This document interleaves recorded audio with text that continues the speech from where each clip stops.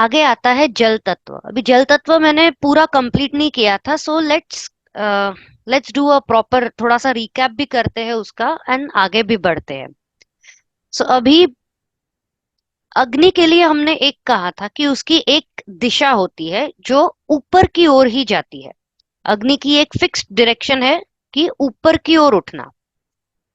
वैसे ही जैसे अग्नि ऊपर की ओर उठता है, ये जो जल है वो जल का प्रवाह हमेशा किस दिशा में होता है? आप किसी स्प्रे से नीचे, स्प्रे करो नीचे की ओर से। नीचे की तरफ, इसीलिए वो वाटरफॉल है ना, वो वाटर राइज नहीं है, क्योंकि पानी हमेशा नीचे की तरफ जाता है। तो इसकी डायरेक्शन हमेशा नीचे की तरफ जाना है, लेकिन वो नीचे जा रहा है मतलब टुवर्ड्स ग्रेविटी जा रहा है। पानी का सरल सरल काम है हमेशा बहते रहना, हमेशा एक फ्लो में रहना। तो इसका हमने लास्ट टाइम डिस्कस किया था, पानी का या जल तत्व का जो गुण है वो है रस गुण।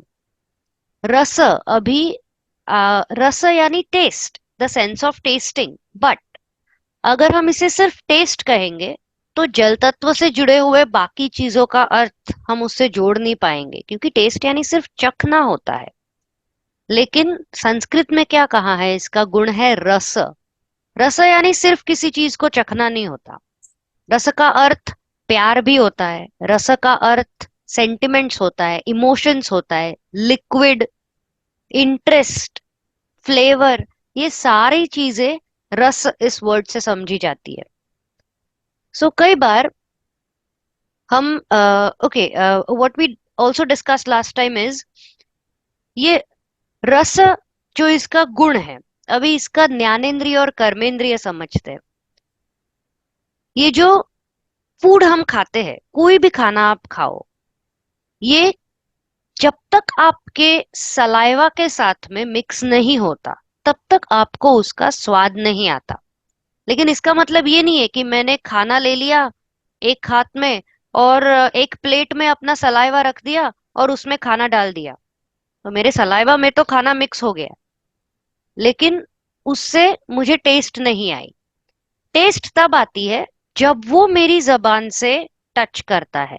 जब खाने को मैं अपनी जबान से खाने को टच करूं या उसे फील करूं तभी मुझे उसका स्वाद आएगा। लेकिन सिर्फ जबान नहीं चलेगी, उस पर सलाइवा होना भी जरूरी है, क्योंकि फ्लेवर ये एक्चुअली सलाइवा से आ रहा है, लेकिन उसका जो ज्ञानेंद्रिय है वो हमारी जबान हो जाती है, क्योंकि उसका पूरा पूरा ज्ञान हमें सिर्फ सलाइवा में मिक्स होकर नहीं आता। उसका पूरा ज्ञान तब आता है जब वो हमारे टंग से टच करता है। और इसके अलावा इसका कर्मेंद्रिय जो बताया था वो हमारे जननेंद्रिय है। अभी आयुर्वेद में दो तरह के टंग्स बताए गए हैं, दो तरह की जीवा है। एक ऊपर की जीवा जिससे हम टेस्ट करते हैं, और एक नीचे की जीवा जो हमारे रिप्रोडक्टिव ऑर्गन्स है या जननेंद्रिय है। सो ऐसा क्यों? जननेंद्रियों का इस जल तत्व के कर्मेंद्रिय होने से क्या कनेक्शन निकल सकता है?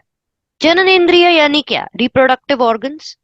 सो कहीं ना कहीं रिप्रोडक्शन से जल का कोई ना कोई कनेक्शन आना जरूरी है। अगर हम अच्छे से सोचे तो पहला जीव, फर्स्ट लिविंग ऑर्गेनिज्म जो हमें मिला था वो पानी में मिला था, या जो हमें मिला था रादर इस सृष्टि में मिला था वो पानी में था। मछली जो खुद भी जलचर है वो भी पानी में ही रहती है, और सबसे ज्यादा अंडे देने वाले मछलियां होती है। इससे एक रिप्रोडक्शन का कनेक्शन लगता है। Is it making sense? आप थोड़े कंफ्यूज लग रहे। नहीं नहीं, वो कंफ्यूजन सेंस है तो। तो आप पूछिए मुझे कि नहीं मुझे नहीं समझ लेकिन में आई है। जैसे मछली तो एक ही जीव हो गया, तो हम तो पूरे पूरे सारे जीवों की बात कर रहे हैं, तो मछली मैं अकेले से कनेक्शन क्यों करना है, वो नहीं नहीं, मुझे अकेले से नहीं, मैं सिर्फ एक एग्जाम्पल दे रही हूँ। मैं सिर्फ एक एग्जाम्पल दे रही हूँ। मैं आती हूँ ज्ञानेंद्रिय से कर्मेंद्रिय पे आगे भी आती हूँ। उसके लिए मैं थोड़ा टाइम लेना चाहती हूँ, because this is the first time कि मैं अपने एक लॉजिक को एक अलग तरीके से समझाने की कोशिश करूंगी। वो कितना बैठेगा वो आप पर है। बट जो सबसे सिंपल चीज है वो ये है कि पानी में जो लिविंग ऑर्गेनिज्म हमें मिला था वो सबसे पहला पानी में मिला था। और पानी जहां भी होता है वहां पर लाइफ होती ही है। सो आज भी लोग कहते हैं कि मंगल पर शायद कभी लाइफ हो सकती होगी, क्योंकि वहां पर शायद पानी था। जहां पर भी पानी है वहां पर जीव या लाइफ फॉर्म का होना बिल्कुल संभव है, क्योंकि पानी में लाइफ होती ही है। सो यहाँ पर एक लाइफ से या रिप्रोडक्शन से पानी का नाता आता है। दूसरा, हमने कहा था पानी का मूल स्वभाव है बहना। और जब भी पानी बहता है तब अपने साथ बाकी अपने आसपास जो भी है उस सबको अपने साथ में लेकर जाता है। अग्नि ऊपर उठता है, पानी नीचे बहता है। उसे किसी भी दिशा में उछालो, आप नीचे से स्प्रे मार के ऊपर पानी को छोड़ो, तब भी पानी फिर ऊपर से नीचे की ओर ही आएगा। जल की दिशा अग्नि से एकदम ऑपोजिट, विरुद्ध होगी। और आग का या अग्नि का स्पर्श कैसा होता है, वो सहा जाता है क्या? वो गर्म होता है, वो एकदम से सहा नहीं जाएगा, चटके लगेंगे। और जल, जल शीतल होता है। सॉरी, जलन को शांत करने के लिए, अग्नि से होने वाली जलन को शांत करने के लिए हम सबसे पहले पानी का उपयोग करेंगे। सो अग्नि का स्पर्श जैसे रफ है, पानी का स्पर्श उतना ही कोमल है। और जहां ज्यादा अग्नि तत्व होगा वहां पर एनक्रोचमेंट करके या अतिक्रमण जिसे कहते हैं, अतिक्रमण से दूसरे की वस्तु छीन सकते हैं। वहीं पर अगर कोई ऐसा है जिसका बहुत ज्यादा अग्नि तत्व का प्रभाव है जिस पर, तो ऐसा कोई व्यक्ति हो जिससे जल तत्व का प्रभाव ज्यादा हो, तो वो उस अग्नि तत्व वाले व्यक्ति को थोड़ा कंट्रोल में रख सकता है, या फिर उसे थोड़ा शांत कर सकता है। या फिर एक अग्नि तत्व वाला व्यक्ति है, एक जल तत्व वाला है, तो वो जो जल तत्व का स्वभाव जिसका होता है वो अपने साथ बाकियों को लेके चलने वाला जो स्वभाव है, इसके कारण जो अग्नि भड़कती है, जो गुस्सा ज्यादा करते हैं, उनके साथ भी वो चलने लगते हैं या उनके साथ भी वो एडजस्ट कर लेते हैं। ओके। जब हमें भूख प्यास लगती है तब हम हमें क्या चाहिए? खाना चाहिए, पानी चाहिए। भूख लगती है तो खाना चाहिए, प्यास लगती है तो पानी चाहिए। अभी खाने का स्वाद तो हमारी रसना या जीभ जो कहते हैं उससे हमने ले लिया, जो ज्ञानेंद्रिय है, रसना या जीभ जबान। जितनी भूख लगी है हम उतना ही पेट भर तक खा सकते हैं, राइट? जब पेट भर जाता है तब क्या होता है? तब हमें थोड़ा सेटिस्फेक्शन मिलेगा, समाधान मिलेगा कि हाँ अभी पेट भर गया। ओके। तो ये समाधान, ये तृप्ति, ये सुख देना, ये जल तत्व के गुणों में आता है। और हमें समाधान कब मिलता है, हमें तृप्ति कब मिलती है? जब हमारी कोई कामना है उसकी पूर्ति हो जाए, विश फुलफिलमेंट हो, मेरे डिजायर्स फुलफिल हो गए, मेरी जो भी इच्छा थी वो पूरी हो गई, तब मुझे वो समाधान मिलता है। जैसे हमें खाने पीने की कामना होती है, वैसे और किस चीज की कामना होती है?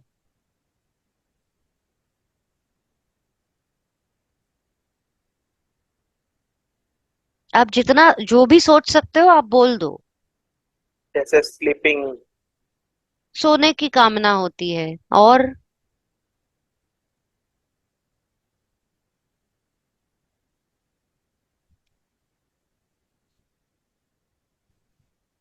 वैसे कामना बहुत तरीके की हो सकती है, क्योंकि इच्छा तो किसी की कुछ भी होगी, लेकिन कामना इस शब्द में, अगर हम सिर्फ इस शब्द से रिलेटेड काम की बात करें, तो वो कामना हमें कार्नल प्लेजर्स या फिजिकल इंटीमेसी की कामना बता सकता है।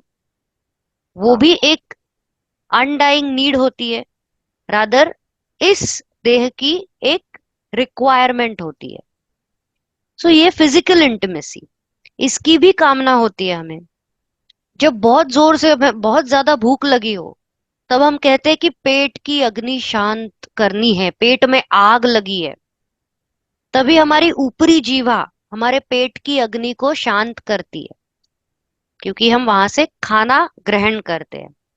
वैसे ही जब इंटिमेट डिजायर्स से, तब उस शरीर की अग्नि को, शरीर की भूख को निचली जीवा यानी लिंग, जो उसका कर्मेंद्रिय है, वो शांत करवाता है। ओके। फिर वायु तत्व से हमने देखा था कि हालचाल करते हैं। वायु तत्व हालचाल का कारक है, मूवमेंट का कारक है। तो जब हम बहुत ज्यादा हालचाल करते हैं तो बॉडी हीट बढ़ती है, राइट। हम बहुत ज्यादा एक्सरसाइज करेंगे तभी भी बॉडी हीट बढ़ती है। तो बॉडी हीट बढ़ती है, इसीलिए हमें पसीना छूटता है। एक्सरसाइज करते हैं तो यूजुअली हमें पसीना छूटता है, पर उसके पीछे का कारण ये है कि हम बहुत ज्यादा हालचाल कर रहे हैं, इसीलिए हमारे बॉडी की हीट बढ़ रही है। जब भी शरीर का ताप बढ़ रहा हो, ये वायु की हालचाल का अग्नि के ताप में परिवर्तन हो गया है। वैसे ही जब भी हम रति क्रीड़ा या फिजिकल इंटीमेसी में बॉडी हीट बहुत बढ़ती है, तब भी हमें पसीना आना शुरू होता है। यहाँ अग्नि के ताप का पसीने में, मतलब जल तत्व में परिवर्तन हो रहा है। और ये पसीना, ये क्यों? इसके पीछे का कारण है उस ताप को कंट्रोल करना। बॉडी हीट जब बढ़ती है, तब एक्स्ट्रा हीट बॉडी में हमें दिक्कत दे सकती है। जैसे अगर बहुत ज्यादा बुखार हो तो वो सिर में ना चढ़ जाए, इसीलिए हम ठंडे पानी से एक पट्टी रख देंगे ताकि वो हीट सर में ना जाए। हीट को बढ़ने से रोकने के लिए हम वो काम करते हैं। वैसे ही जब भी एक्सेसिव बॉडी हीट होती है, फिर वो एक्सरसाइज करने से हो या किसी भी कारण से हो, तब हमें स्ट्रोक हो सकता है। और ये स्ट्रोक अगर हो तो कई बार कुछ लोगों के लिए जानलेवा भी हो सकता है। सो बेसिकली ये पसीना या ये जल तत्व हमारे शरीर का रक्षण कर रहा है, तो ये प्रोटेक्शन दे रहा है। और हमारे शरीर के किस ऑर्गन से पानी निकलता है और किस ऑर्गन से हम पानी बाहर निकालते हैं? लिंग। हाँ, वो एक रति क्रीड़ा में आ गया। एक हमारे बॉडी ही पोरस है तो हम स्वेट करते हैं, हमें पसीना आता है। और किस जगह से हम पानी अपने आप भी कई बार बाहर स्किन। निकलता है? स्किन। हाँ, स्किन। स्किन में से तो पसीना आता है ना। हाँ। आंसू, हाँ हाँ, आंसू भी। आंखों से भी पानी बहता है। सॉरी। सो आंसू क्यों निकलते हैं? इसके भी कुछ कारण है। एक है कि पहली बात तो हमारी आंखें हमेशा नम रहती है। आंखों में अग्नि है, लेकिन आंखें ये अग्नि तत्व का ज्ञानेंद्रिय है, लेकिन हमारी आंखें हमेशा नम रहती है, एकदम सूखी हुई नहीं रहती। ये जो हमारे आंखों की नमी है, वो भी हमारे बेसिक आंसू है, जो हमेशा हमारे आंखों का मॉइस्चर बरकरार रखते। अगर अगर ये नहीं होंगे तो हमें कई तरह के इन्फेक्शन हो सकते हैं, इसीलिए ड्राई आईज होना अच्छा नहीं होता। तो ये आंखों का मॉइस्चर हमेशा रहता है, ये भी एक प्रकार के आंसू ही है। और फिर कभी अगर धूल या कचरा चला जाए, तभी जलन होने लगती है ना। तब हमारे आंखों में अपने आप ही पानी आ जाता है। हम जब प्याज काटते हैं तो जलन होने लगती है, तब आंखों से अपने आप पानी आ जाता है। तो ये आंसू, ये क्यों आ रहा है?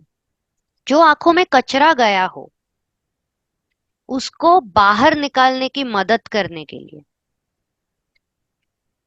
और एक कारण होता है जब अपने आप ही किसी के आंसू निकल आते हैं, वो क्या होता है?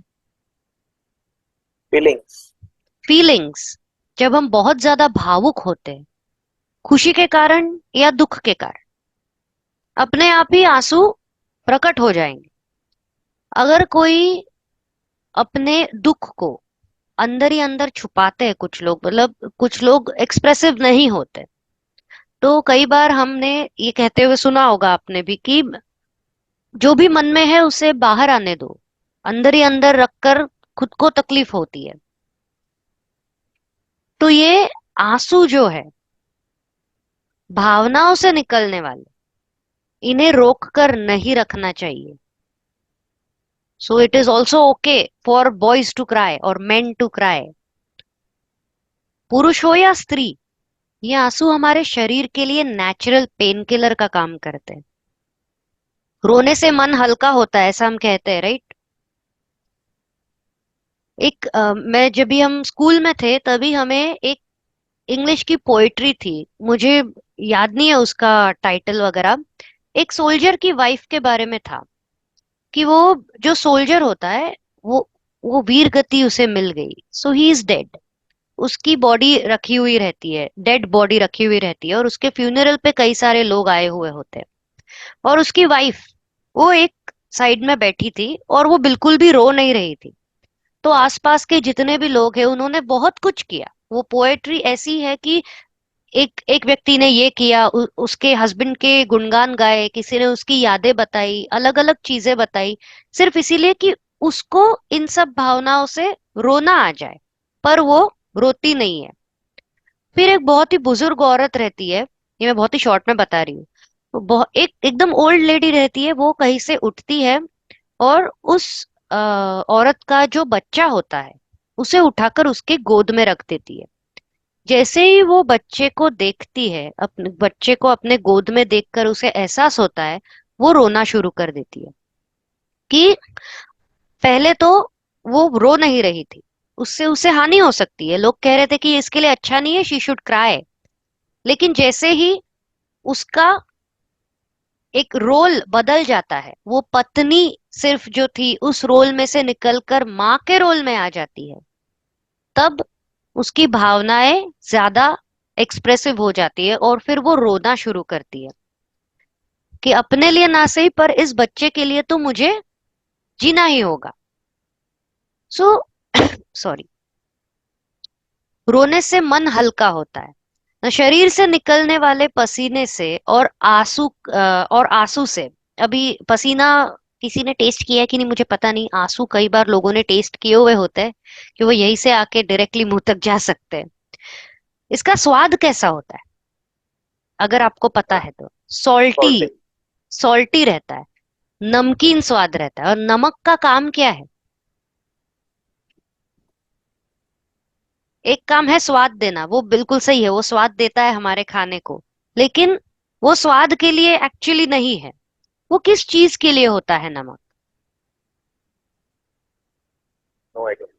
ओके, नमक ये एक प्रेजर्वेटिव है कि इससे चीजों को प्रिजर्व किया जाता है। आप वेजिटेरियन हो, नॉन वेजिटेरियन हो? आप वेजिटेरियन हो। आपके घर में कभी इमली वगैरह रखी होगी, तो इमली को एक बरनी होती है उसमें भरकर रखते हैं और उसमें ढेर सारा नमक डालते हैं ताकि उसका जूस जो है वो बाहर ना निकले, तो वो प्रिजर्व करके रखता है। तो ये सॉल्टी आंख आंखों के आंसू और हमारा पसीना, इसका भी स्वाद सॉल्टी ही होता है। प्रिजर्वेशन करना यानी एक तरीके से प्रोटेक्शन करना। अभी जब हम प्लैनेट्स वगैरह करेंगे तो हम देखेंगे कि एक एक प्लैनेट को एक एक स्वाद दिया हुआ है, फ्लेवर दिया हुआ है। तो उस हिसाब से अभी जो हमने प्लैनेट्स अभी तक डिस्कस किया और अभी आगे करेंगे, एक एक तत्व को अलग अलग प्लैनेट भी दिया हुआ है। तो उस प्लैनेट का स्वाद उस तत्व के जो भी उसका कारकत्व है उससे मेल खाएगा। और ये जो मन की हम बात कर रहे थे, रोने से मन हल्का होता है, ये मन का कारक जो है वो है चंद्र। इसी चंद्र का भी स्वाद सॉल्टी है। जैसे पानी का बहाव अनइंटरप्टेड होता है, मतलब एक बार अगर फ्लो होने लग जाए, जब तक आप उसे रोक ना दो, कुछ तो आपको कंटेनर लेना पड़ेगा, उसे रोकना पड़ेगा, उस कंटेनर में कंटेन करना पड़ेगा, या फिर आप अगर एक नदी का प्रवाह है उसको भी रोकने के लिए आपको बांधना पड़ेगा, नहीं तो वो बहते चला जाएगा। वैसे ही हमारे विचार भी, कितना भी हम सोचते रह सकते हैं ना, अगर मुझे और कोई रिस्पॉन्सिबिलिटी नहीं है, मैं इतनी सचेत नहीं हूं कि मुझे उठकर कहीं जाना है या कुछ करना है, इसका आभास है ही नहीं, तो मैं बैठे बैठे कितने भी ख्याली पुलाव पका लूं, कितने भी बार ये कर सकते हैं। इसका कोई लिमिट नहीं होता। इमेजिनेशन, ये हमारे विचारों में से आता है, राइट? इसका भी कोई लिमिट नहीं होता। और ये इमेजिनेशन ये मन का ही होता है। ये जो चंद्र है, ये मन का कारक इसे कहते हैं। ये जल तत्व का रिप्रेजेंटेशन करने वाला ग्रह है। और इस चंद्र को माँ या माँ का भी कारक कहते हैं, या चंद्र को माता ऐसा भी कहा जाता है। जैसे हमने पहले कहा था कि पानी का स्पर्श कोमल होता है, अग्नि का जैसे रफ होता है, पानी का कोमल होता है, वैसे ही माँ का भी मन कोमल होता है। जैसे वो सोल्जर की वाइफ जो पहले रो नहीं रही थी, लेकिन अपने बच्चे के लिए फिर वो रो पड़ी। जनरली हमें अभी आजकल तो बहुत है पापा की परी वगैरह, पर मेरे बचपन में मैं अपने पापा से बहुत डरती थी। पापा के गुस्से से डर लगता है हमें, और माँ के पास हम दिल खोल के बात कर सकते हैं। ऐसा मेरा सिचुएशन था। पर यूजुअली हमें पापा से थोड़ा डर लगता है, या गुस्सा करेंगे, और माँ के पास थोड़ा प्लीज मस्का लगा के कर दो ना। तो ये जो पिता है, पापा या पिता है, ये सूर्य को कहते हैं पिता। सूर्य से पिता को देखा जाता है, और सूर्य ये प्योर अग्नि है, इसीलिए इनमें गुस्सा भी ज्यादा होता है। और यही अग्नि तत्व का एक वन अमंगस्ट सूर्य और मंगल में से सूर्य ये अग्नि तत्व का ग्रह भी है। और चंद्र ये माता है, ये शुद्ध जल, प्योर जल है। पानी में हर चीज मिल जाती है, वैसे ही ये माँ और मन का कारक चंद्र जल तत्व का प्रतिनिधि है। एक और चीज मैंने लास्ट टाइम बताई थी, ये जो पानी का हर चीज में घुल मिल जाने का जो स्वभाव है, इसको आप बहुत इजीली समझ सकते हो। जल तत्व ऐसा क्यों करेगा? जल एज उसके बेसिक फॉर्म में आप ले लो, excuse me, sorry, basic form में हम जब भी जल को लेते हैं तभी वो लिक्विड फॉर्म में रहता है। अगर मैंने इसे फ्रीजर में डाल दिया बर्फ जमाने के लिए, तो बर्फ निकल के बाहर आएगी पानी की जगह। और ये जो बर्फ आएगी, ये उसी पानी की बर्फ बन के आती है। अगर इस पानी के नीचे मैंने हीट लगा दी, गैस पर रख दिया, तो फिर वो इवेपोरेट हो जाएगा, उसकी स्टीम बन जाएगी, भाप बन जाती है, उस पानी की भाप बनती है। अग्नि जब भड़क उठता है, फॉरेस्ट फायर वगैरह जब होती है, तब वो आसपास की चीजों को जला के लेके जाता है। पानी ने आसपास की चीजों को कुछ नहीं किया।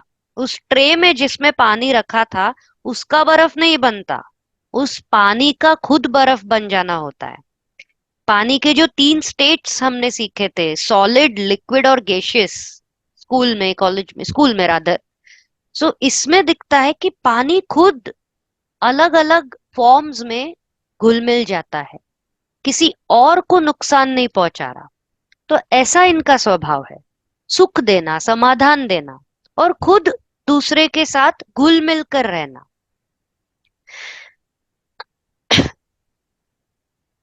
दूसरों का मन समझ कर लेना, ये भी एक जल तत्व का गुण है। अभी ये हो गई चंद्र की बात। ये जो हमारी माँ है, वो हमें हम हमेशा हमारा मनपसंद खाना वगैरह बना कर देती है, बोले, और कोई भी माँ हो, हमेशा वो अपने बच्चे के लिए खाना, उसके मनपसंद खाने को बनाने की कोशिश करती है। या माँ का पहला काम है बच्चे को दूध पिलाना, तो वो खाना खिलाना, ये खाना ऊपरी जीवा से समाधान करवाता है, राइट?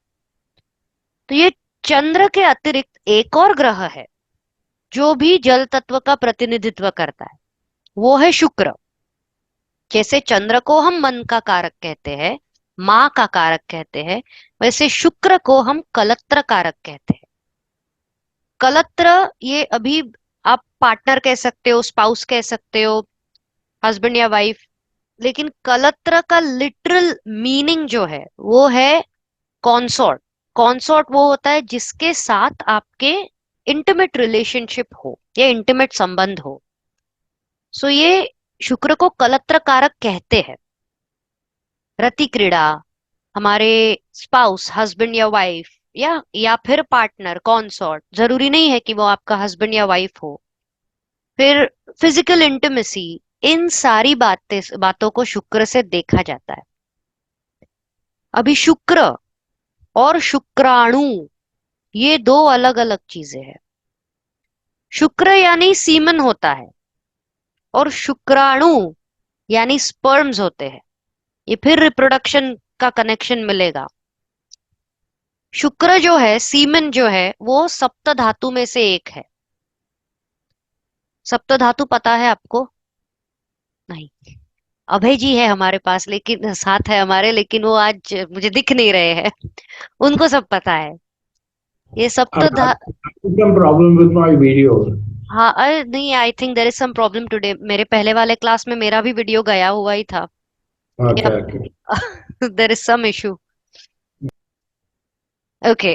सो ये जो सप्त धातु है, ये है रस, रक्त, मांस, मेध, अस्थि, मज्जा, शुक्र। इसमें जो शुक्र है जो सबसे आखिर में फॉर्म होता है, बहुत मुश्किल के बाद, आई थिंक 2-2.5 महीने कुछ लगते हैं ये शुक्र को फॉर्म होने में। और इस शुक्र का, सीमन का व्यय करने में कितना समय लगता है? 2-2.5 मिनट भी नहीं लगेंगे। और इसमें ये इतना जरूरी क्यों है? इसमें ढेर सारे न्यूट्रिएंट्स होते हैं। इसमें विटामिन B12 है, पोटेशियम है, विटामिन C है, फलान ढिकान, बहुत बहुत सारे न्यूट्रिएंट्स होते हैं इसमें। ये सब जरूरी क्यों है? ये हमारे बॉडी की मेटाबॉलिज्म को और इम्यूनिटी को बढ़ाने के लिए जरूरी है। इसीलिए ये जो शुक्र है या सीमन है, इसे बचा कर, संभाल कर रखना चाहिए। इसका व्यर्थ में व्यय नहीं करना चाहिए। इसका अर्थ ये नहीं है कि हम संन्यास ले लें, फिजिकल इंटीमेसी में ना जाए, ऐसा नहीं है। जो ब्रह्मचर्य का भी पालन करते हैं वो भी फिजिकल इंटीमेसी में इन्वॉल्व नहीं रहता, ऐसा नहीं है, पर उनकी इन्वॉल्वमेंट कंट्रोल्ड होती है। और उनसे जो शुक्र का व्यय होता है वो केवल तब होता है जब उन्हें रिप्रोडक्शन करना हो। रिप्रोडक्शन का अगर हेतु नहीं है तो शुक्र का व्यय नहीं होना चाहिए, ये इसका मतलब है। सो ऐसे ये शुक्र हमारे लिए बहुत ही लाभदायक है या बहुत ही महत्वपूर्ण है। फिर ये आकाश, जहां से हमने शुरुआत की थी, ये हर जगह है। पानी या जल तत्व, इसमें मूवमेंट है, ये बहता रहता है। तो पानी में क्या है? मूवमेंट है पानी में। तो पानी में और कौन सा तत्व है? एयर, जल। हाँ, वो आप म्यूट पे थे, लिप रीड हो गया। वायु। वायु तत्व है। और अग्नि, पानी में अग्नि अलग अलग तरह से देखने की कोशिश कर सकते हैं हम। अग्नि का गुण है डायरेक्शन देना। पानी का एक फिक्स डायरेक्शन है, टुवर्ड्स ग्रेविटी। अग्नि का रूप गुण है, अभी पानी ही है जिसका हमने 3 स्टेट्स में रूपांतर देखा, सॉलिड, लिक्विड, गैसियस। इसके अलावा ये हमें घुल मिल जाने का जो एक लेवल ऑफ कंफर्ट होता है दूसरे के साथ में, वो गुण पानी का बताता है। स्वादिष्ट खाना हो या फिजिकल इंटीमेसी हो, अल्टीमेट गोल क्या है इन दोनों चीजों का? सेटिस्फैक्शन ऑफ डिजायर, समाधान, तृप्ति, प्लेजर चाहिए, सेटिस्फैक्शन चाहिए। तो ये जल तत्व के कर्म में आएगा। तृप्ति, सुख, आनंद, समाधान, बहना। इसकी जो राशि है वो है कर्क, वृश्चिक और मीन। ये तीनों जल तत्व की राशि है। इन तीनों को हम जब भी राशि करेंगे तभी अच्छे से समझेंगे। एंड जस्ट फॉर FYI, जल तत्व के जो नक्षत्र है वो है आर्द्रा, आश्लेषा, मूल, पूर्वाषाढ़ा, शततारका, उत्तरा भाद्रपदा और रेवती। अभी फिजिकल इंटीमेसी हो या खाना, संतुष्टि तो चाहिए, लेकिन संतुष्टि कब मिलती है?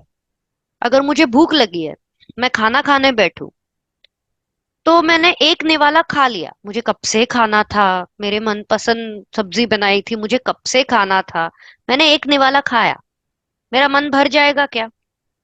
या मैं उस प्लेट में जितना मेरा परोस के लिया हुआ है पूरा का पूरा खाना प्लेट में से खत्म करके फिर उठूंगी? एक निवाले से पेट नहीं भरेगा।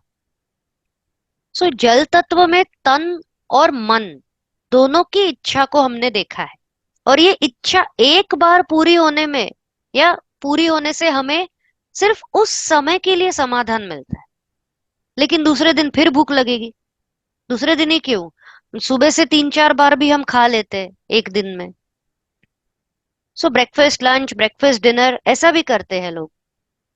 तो ये और ज्यादा पाने की चाहत कहाँ से आती है? जो भी हमें मिलता है उसे बढ़ाने की कोशिश होती रहती है। ये जो इच्छा है आगे बढ़ाने की या वृद्धि करने की, ये हमें पृथ्वी तत्व से मिलेगी। ये पृथ्वी तत्व एकमेव ऐसा तत्व है जिसमें हमें बाकी पांचों तत्व मिलेंगे, पृथ्वी के अलावा सॉरी बाकी 4 तत्व मिलेंगे। जैसे आकाश हर जगह है, पृथ्वी घूमती है ना, रोटेट रिवॉल्व, तो उसमें गति है, तो इसमें वायु आ गई, हालचाल हो रही है, वायु तत्व आ गया। पृथ्वी के गर्भ में अग्नि है, और पृथ्वी की भी वैसे एक ही दिशा है ना, वो 10 दिशा में नहीं जा रही है, एक ही दिशा में चल रही है, तो फिक्स डायरेक्शन भी है, तो अग्नि भी है। और पृथ्वी पर ही 71% जल है, आजकल थोड़ा कम होते जा रहा है, लेकिन 71% जितना हमको पता है of earth is made of water. ये जो पृथ्वी तत्व है इसका गुण है गंध गुण। गंध यानी स्मेल, सेंस ऑफ स्मेल। अभी 2 प्रकार की पृथ्वी है, जैसे हमने 2 प्रकार के टंग्स या 2 प्रकार की जबान को देखा, पृथ्वी तत्व भी 2 प्रकार का समझ के लेते हैं जस्ट अंडरस्टैंडिंग के लिए। एक वो पृथ्वी है जो खाना हम खाते हैं, जिससे हमें शरीर को हमारे ताकत मिलती है, और दूसरा वो है जो शरीर से हम मल रूप में बाहर निकालते हैं, मल त्याग होता है, वो भी एक पृथ्वी तत्व है, कि वो भी पृथ्वी तत्व में ही आता है। खाना अगर स्वादिष्ट बना हो तो खाया जाएगा, लेकिन अगर ये खाने से बदबू आए तब हम उसे खाने के बारे में तो सोचते भी नहीं। लेकिन जब खाने की सुगंध अच्छी हो, ऐसा बहुत अच्छी महक आए उसमें से, तो हमें सिर्फ महक से ही भूख लग जाती है। कई बार रास्ते से चलते चलते भी कहीं से आज इनके घर में ये पक रहा है, मुझे भी खाना है, ऐसा भी होता है। सिर्फ महक से, खाने की महक से हमें भूख लगती है। सुगंध और दुर्गंध, ये दोनों का ज्ञान हमें किस ऑर्गन से होगा? नाक। नाक से। सो ये नाक से हम इस गंध का, किसी भी प्रकार की गंध का ज्ञान लेते हैं, इसीलिए इनका पृथ्वी का ज्ञानेंद्रिय है नासिका या नाक, द नोज। शरीर से जो मल बाहर निकलता है या जो मल त्याग होता है, वो हमारे गुदद्वार द्वार से, यानी जो एनल कैविटी होती है, एनस से, वहां से होता है। इसीलिए ये गुदद्वार द्वार, ये पृथ्वी तत्व का कर्म इंद्रिय या मोटर ऑर्गन है। ये गुदद्वार द्वार और नाक, इनका एक कनेक्शन है। आप अगर ऐसा किसी के साथ हो नहीं, लेकिन अगर हो सके तो आप कभी ऑर्डर, इसको ऑर्डर कह रही हूँ मैं, सॉरी, इसे ऑब्जर्व करके देखो।